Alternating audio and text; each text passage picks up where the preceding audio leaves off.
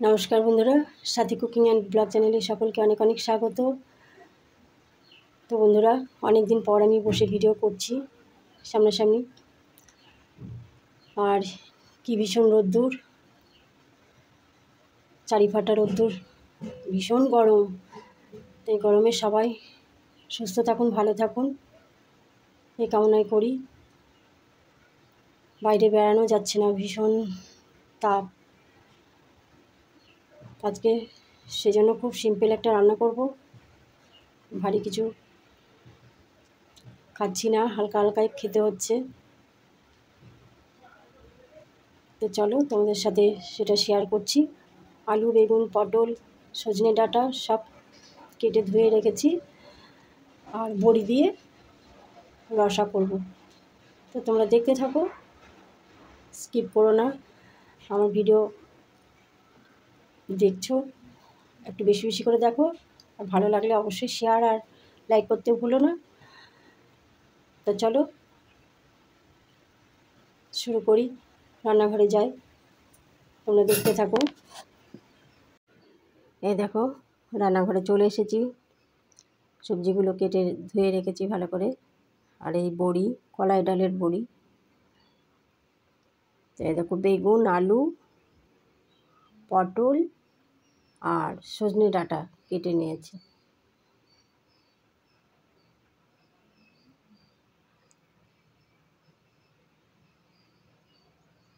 আর এই দেখো বড়িটা প্রথমে ভালো করে ভেজে নেব, হালকা লাল করে ভেজে নেব। তো চলো, কড়াই বসিয়ে দিয়েছি।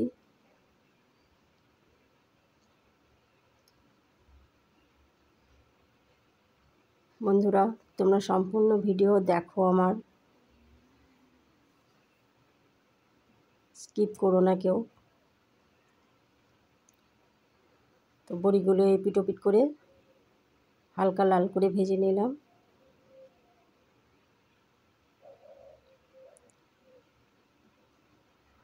আর এই খরানির দিনে এত রোদ্দুর, এত গরম, সহ্য করা যাচ্ছে না। এই দেখো, কালো জিরে আর শুকনো লঙ্কা ফোড়ন দিলাম। এখন সব সবজিগুলো আমি একসাথে দিয়ে দিলাম।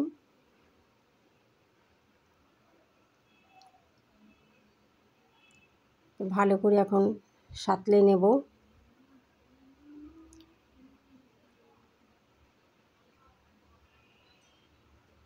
ভালো করে সাঁতলে নিয়ে পরিমাণ মতো সব লবণ, হলুদ দিয়ে দেব। পরিমাণ মতো লবণ দিলাম আর পরিমাণ মতো হলুদ দিলাম। ভালো করে আবার নেড়ে চেড়ে নিচ্ছি। এই গরমে এই রসার কোনো জবাব হয় না, প্রত্যেকের জন্য উপকারী। প্রতিদিন খাওয়া ভালো এই রসার ঝোল।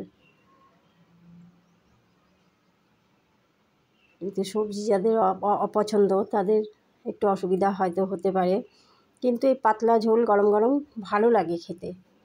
কাঁচা লঙ্কাও দিয়ে দিলাম। আর খুব হালকা মশলা দিয়ে করব ঝোলটা, গা মাখা পাতলা ঝোল থাকে। বড়িটা ওপর দিয়ে ভেঙে দেব।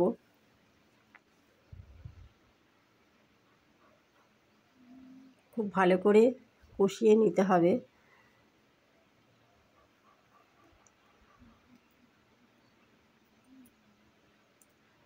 আর প্রত্যেকের জন্য খুব উপকারী।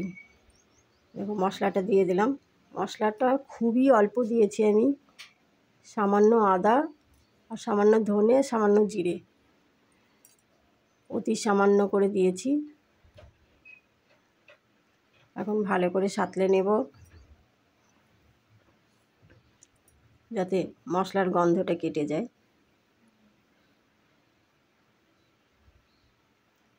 এখন টমেটোটা দিয়ে দিলাম।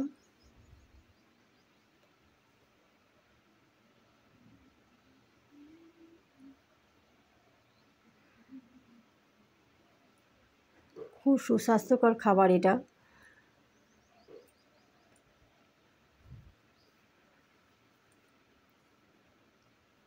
জল ঢেলে দিলাম।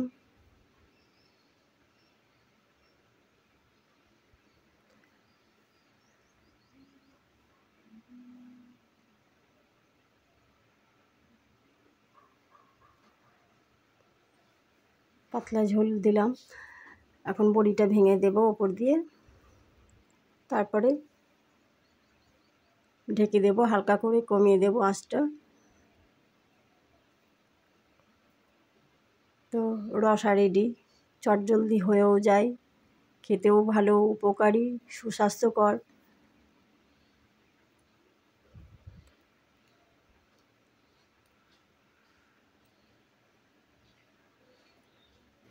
একটা রান্নায় প্রচুর উপকারী, একসাথে হয়েও গেল রান্নাটা, আর প্রচুর উপকারিতা।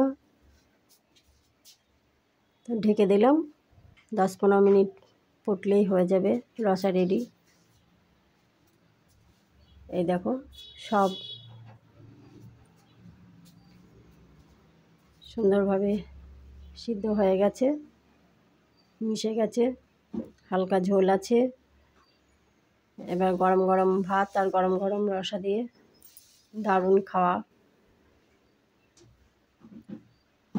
আর গরমকালে ভীষণ ভালো বিশেষ করে, আর এটা সব সময়ের জন্যই উপযোগী।